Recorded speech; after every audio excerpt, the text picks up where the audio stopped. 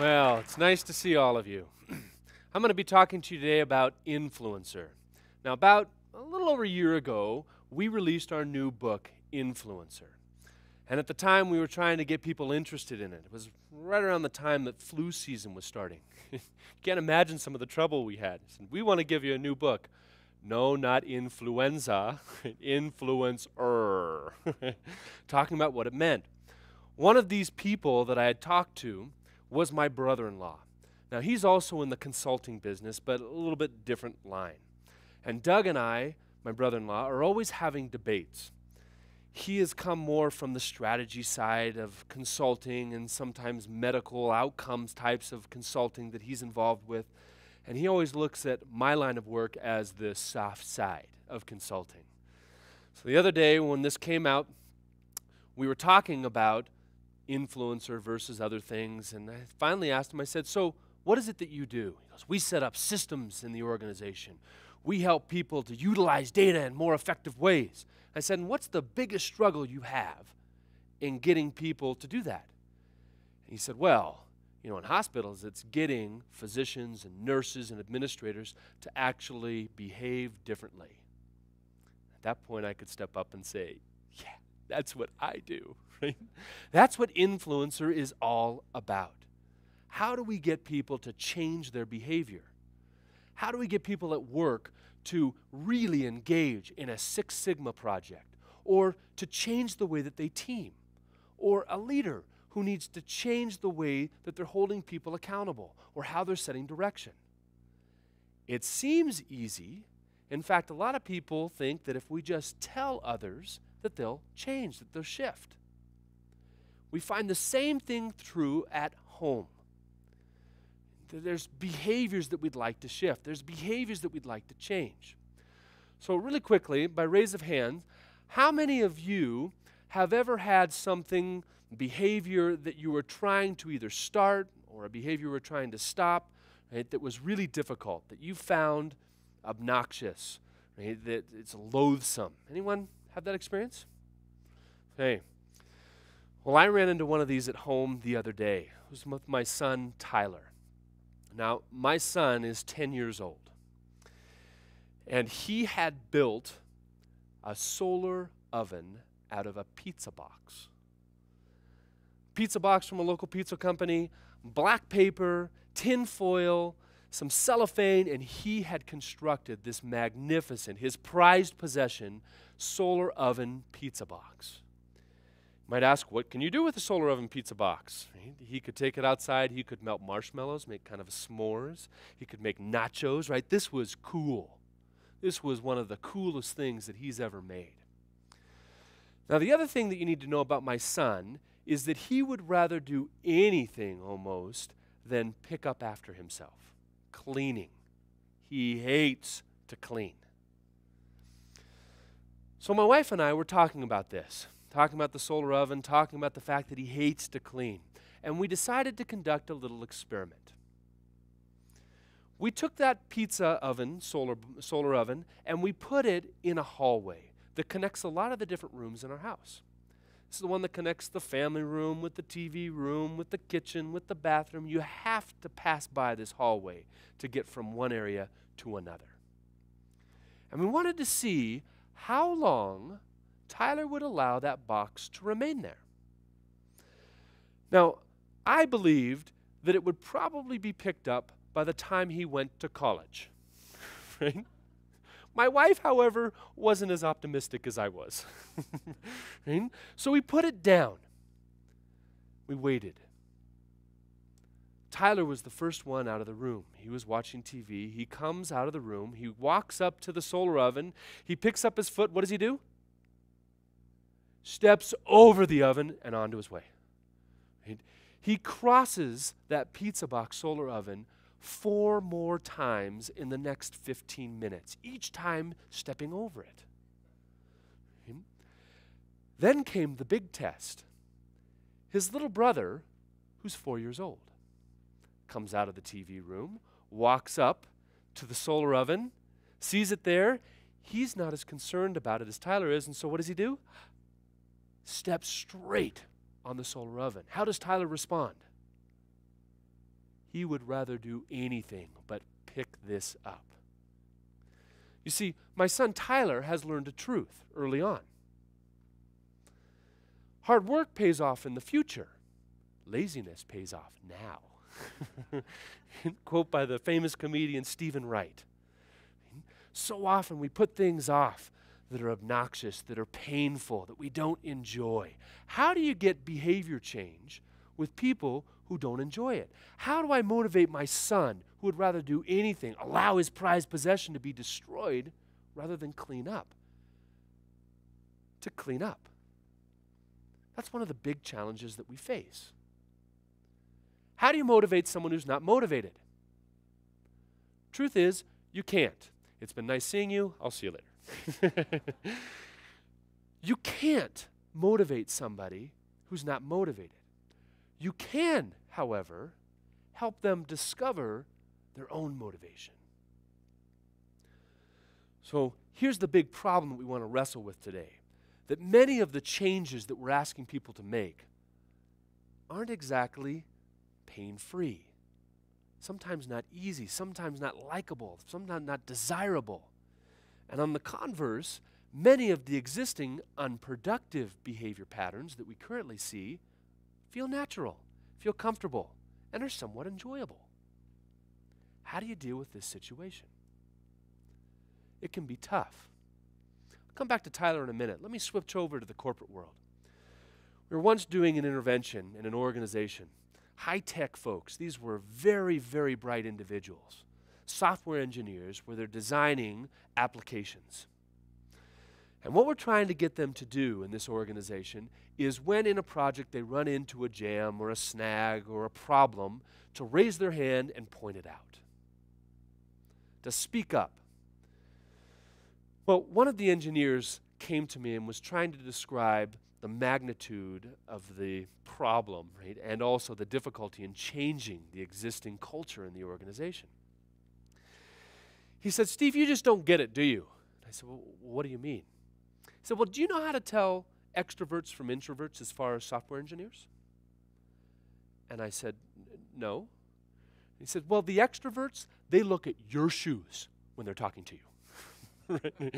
These are people who would rather do anything than confront another person. They have these jobs programming because they want to be left alone. So to get them to speak up, do so early, is going to be a challenge. How do you make the undesirable desirable? First, a principle, and then a couple of best practice skills to do this. The principle is allow self-discovery. Everybody is motivated to do something. The trick is helping them to connect what you're asking them to do to existing values that they already have. To invite choice, to allow them to see the connection.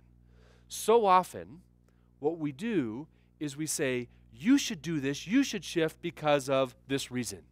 I've got it here, it's packaged, it's all ready to go. And we try to supplant their personal motivation. We try to provide that to them. And what we found time over time is that when you do this, you'll meet resistance. Allow self-discovery. A couple of things that you can do. One of those best practice skills to allow self-discovery is a personal experience. Have them actually get out and have a personal experience with what you're trying to get them to do. A direct experience cannot be refuted. If you tell me it's the right thing to do, I can often argue against that. And if I'm not doing it verbally, I am doing it mentally. It's an old saying, a man convinced against his will is of the same opinion still. So often we believe that we've persuaded them just because we've told them why they should do it, why it's important. These direct experiences provide a whole different level of experience with the change. So let me describe what this could look like. In one of the organizations that I was working with, this was a Big Six accounting firm. They had a problem. They were looking at the top 100 leaderships and then the leaders in the organization and then the next tiers of leadership down.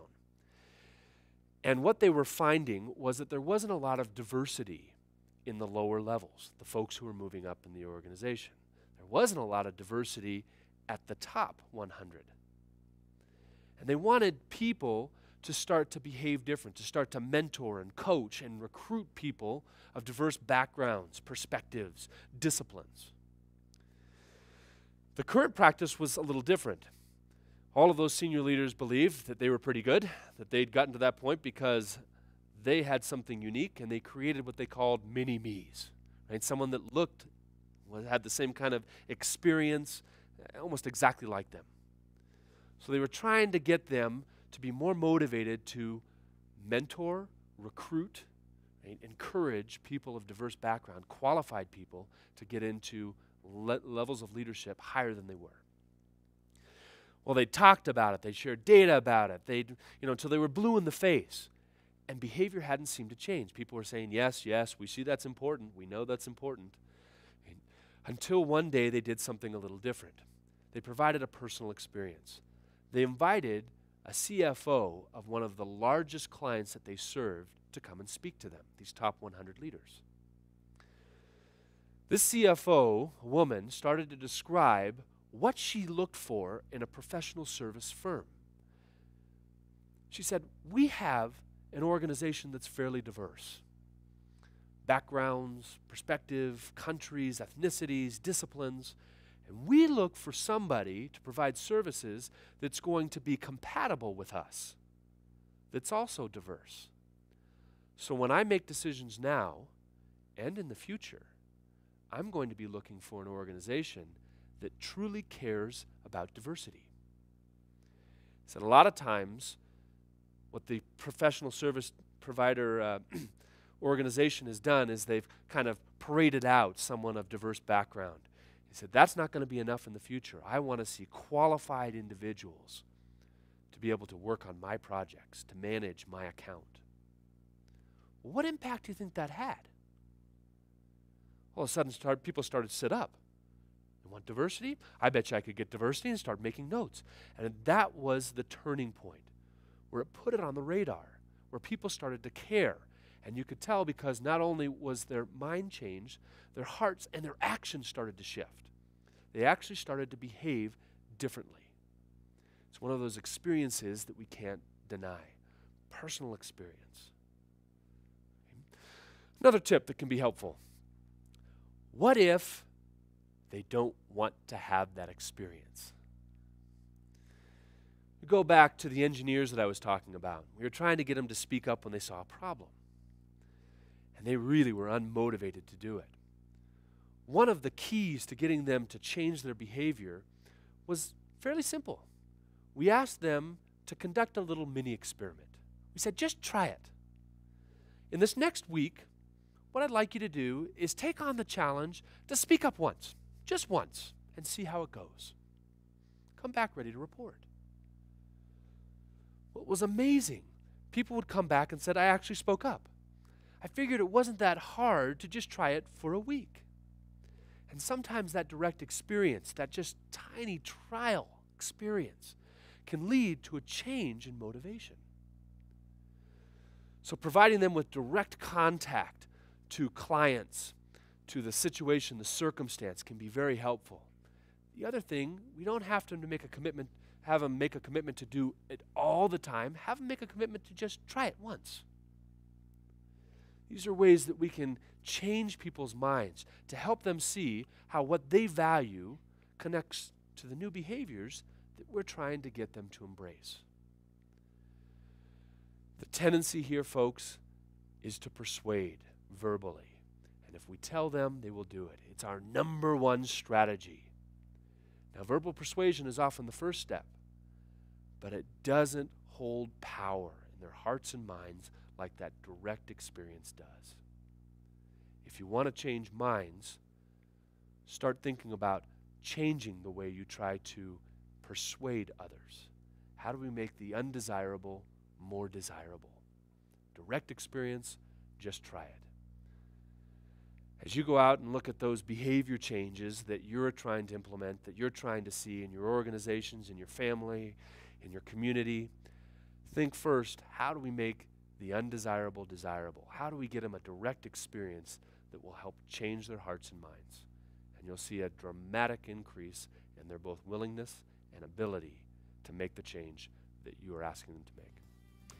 Thank you very much. It's been nice to be here with you today.